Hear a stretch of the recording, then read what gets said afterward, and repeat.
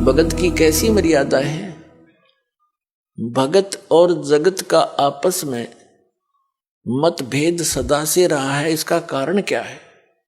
इसका कारण यह है कि भगत की परंपरा मर्यादा जगत से भिन्न बन जाती है और जिन परंपराओं को लेकर वो पहले समाज में चल रहा था, इतने वजन को उठाकर इस भक्ति मार्ग पर प्राणी चल नहीं सकता।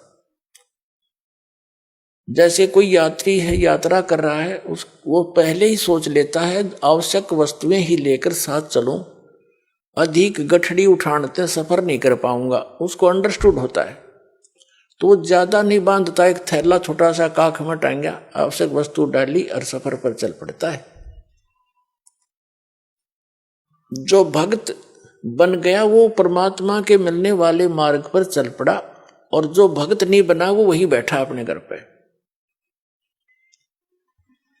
वो उस वस्तु को प्राप्त नहीं कर सकता। तो उसकी मर्यादाएं कुछ अन्य हैं, उनसे हटकर हम अपने सीमित करके इस सफर पर चल सकते। तो इस प्रकार जगत और भगत की आपस में मतभेद बना रहता है कि ये तो ऐसे भी नहीं करते, ये त्योहार भी ना मनाते, ये तो दहेज भी ना देते, ये लेते भी को नहीं। तो इस तरह के हम नहीं कर सकते, क्योंकि हमें ज्ञान हो गया कि आज हम किसी से लेते हैं, कल देना पड़ेगा। तो क्यों सिर में दर्द करे फिर देने के लिए? जैसे आज कोई रिश्वत ले रहा है किसी से, 5,000 10,000 20,000 ले ली, और वो उसने देनी पड़ेगी फिर उसको आगे चल के अगले जन्मों में। अब परमात्मा आदरणीय गरीबदास साहब जी कहते हैं, तुमने उस दरगाह का मैल नहीं देखा और धर्मराज के तिल तिल का लेखा। बता, कहते तुम इसलिए गलती करते हो, तुमने वो स्थान ना देखा जहां पर फैसले होते हैं इस भगवान के सत्र के। तुमने उस दरगाह का वो मैल नहीं देखा, धर्मराज के तिल तिल का लेखा। ये बालकों का खेल है। एक तिल यानी एक जरा सी भी कोई आपकी वस्तु है, आपस में वो लेन देन किसी भी जन्म में हो, चाहे 1000 जन्म के बाद हो, आपकी वो पूरी करनी पड़ेगी। आज कोई रिश्वत ले रहा है, अगले जन्म में वो दामाद बनकर लेगा उसका और पैसा ले जाएगा, और फिर मृत्यु हो जाए मन माने, वो पैसा भी गया, लड़की दूसरी जगह ब्याहनी पड़ेगी। तो टूट गया कहर उसके ऊपर। हमारे सामने जितनी भी ये आपदाएं आती हैं, ये पिछले संस्कारों से हैं। इसको समझने के लिए एक उदाहरण है। हम इतने गिर चुके हैं, इतना सतर गिर गया हमारा, हमने सिर्फ ये संसारिक भौतिक सुख दिखाई देते हैं, नथिंग एल्स। और इनके पाने के लिए, यहाँ की सुख की फोकट महिमा बनाने के लिए हम कुछ भी आगा पीछा नहीं देखते। एक व्यक्ति का विवाह हुआ, एक पुत्र उत्पन्न हुआ, उसकी पत्नी की मृत्यु होगी, उसने दूसरी शादी की, 10-12 वर्ष के बाद दूसरा पुत्र हो गया, वो स्वयं भी मर गया, उसकी पत्नी भी मृत्यु को प्राप्त होगी। अब बड़े लड़के का विवाह हो चुका था, छोटा भी बालक था, 10-12 वर्ष का, 13 वर्ष का। तो क्या हुआ, वो छोटे वाला बीमार पड़ गया। बीमार हो गया तो उन्होंने कुछ थोड़ा बहुत ट्रीटमेंट करवाया, फिर किसी ने बताया कि इसको वहां ले जाओ, हफ्ता 10 दिन वहां रखना पड़ेगा, कितने पैसे लगेंगे, 500 रुपये का खर्चा होगा। उसमें 500 रुपये आज के 5 लाख से भी ज्यादा समझ लो। तो उन्होंने विचार किया कि 500 रुपये वहां लगा देंगे, और फिर इसने ये मृत्यु को तो निकट है, ये मर जा तो बढ़िया, सारी संपत्ति इसकी हमारे नाम आवेगी, काम आवेगी। यानी 10-15 एकड़ जमीन थी उसकी, उसके हिस्से की। उस लालच में उन्होंने केस स्कीम बनाई, एक डॉक्टर से बात करी, वैद्य से, कि वैद्य जी तो ऐसे ऐसे कर दे, ये बीमार तो है ही, किसी को पता भी नहीं चलेगा।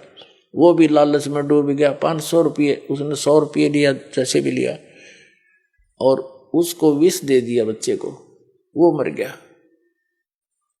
मर गया तो कुछ दिन के बाद वो तो खुशी का ठिकाना नहीं, किसी को पता चला नहीं। रास्ते का रोड़ा भी निकल गया उनके सोच से। फिर बताते हैं कि उनका बच्चा लड़का हो गया 1 वर्ष के बाद। अब खुशी का ठिकाना नहीं, पाला पोसा, उसका विवाह कर दिया। 16 जल्दी विवाह कर देते थे, तो 12-13 वर्ष के का, 15-16 वर्ष का जब वो लड़का हो गया, बीमार हो गया, संतान कोई थी नहीं, इतना बीमार हो गया कि अपने पुत्र को उन्होंने जहां भी जिसने बताया, झाड़ फूक करने वाला या कोई वैद्य डॉक्टर, सब जगह ले गए। वो जमीन भी बेच दी, आधे से भी अधिक, और उसको कोई आराम होने का नाम नहीं। एक दिन वो उसका पिता बैठा, लड़का लेटा हुआ चारपाई पर, कति अस्थि पिंजर शेष था। तब उस लड़के ने कहा कि भाई साहब, अपने पिता की तरफ मुंह करके कहा, भाई साहब। अब उसने सोचा तो कति इसकी बुद्धि भी खत्म हो ली, मुझे भाई कहने लग गया। कहा कि भाई साहब, मेरी लकड़ियों की व्यवस्था कर ले और एक कफन तैयार कर ले।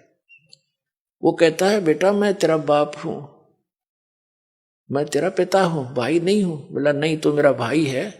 अरे सुन ले राम कहानी, मैं तेरा वही भाई हूं जिसको तूने विष देकर मारा था। और किस लालच में कि यह संपत्ति तेरे नाम हो जाएगी। यह संपत्ति भी मेरी आली सारी तूने बेच बेच के मेरे ट्रीटमेंट पर लगा दी है।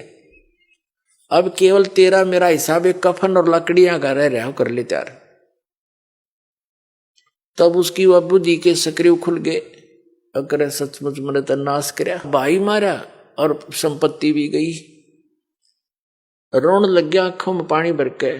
तो वो लड़का कहने लगा, ये भी रोन दौड़ तो कुछ ना पाखंडी, तो अपनी तैयारी पकड़े। अब उसने उस समय विवेक आया कि भाई ठीक है, जैसा इस नीच ने करया, मेरे तो आगे आगी। इबोर तो संतान मेरा हो को नहीं, इकलौता पुत्र था, तो मरेगा, मेरा तो वंश नष्ट हो गया। जिसा मैंने किया ठीक मिला मुझे तो। पर एक बात और बता दे, जो है तेरी पत्नी है, तेरी मृत्यु के बाद अब इसको जीवित जलाया जाएगा, क्योंकि सती प्रथा थी उसमें। पति मर जाता था तो पत्नी से पहले तो पत्नी को जिंदा जलाया जाता था चिता में, जैसे मुर्दे को फूकते, उसको सती कहते।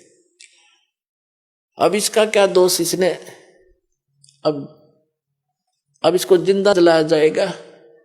तब उसने बताया कि वो डॉक्टर कहाँ है जिसने मुझे व्यस्त दिया था, वैद्य। उन्होंने बताया कि आपके 2-3 वर्ष के बाद उसकी मृत्यु हो गई थी। तो उस लड़के ने बताया कि ये वही है, ये डॉक्टर मेरी पत्नी। अब यो भी भोग लेगा अपने करे हुए को। तो पुण्यात्माओं, ये भले ही आपने कथा लगती हो, पर विधान है परमात्मा का। यो तुमने उस दरगाह का मैल नहीं देखा, और धर्मराज के तिल तिल का लेखा, एक एक पाई पाई का हिसाब होगा वहां पर। तो इस प्रकार हमने परमात्मा पर विश्वास करके, और जो साधना दास बताता है इसको करके देखो, और फिर लाभ देखिए उस परम पिता के। आपकी किस्मत से न्यारे देने लगेगा आपने, आप सोच भी नहीं सकोगे भगवान, हम तो सुना करते भगवान ऐसा कर देता है, पर और आज हो रहे हैं हमारे साथ। आपके कई दिन में समझ में नहीं आओ यू हुआ कैसे, यू कार्य कदे सोच भी ना सकते, यू तो किसी तरह भी होने का नहीं था, और ऐसे कर देगा आसानी से, आप सोच भी नहीं सकते। और फिर आपका विश्वास और दृढ़ होगा। ऐसे भक्ति में लग जाओ।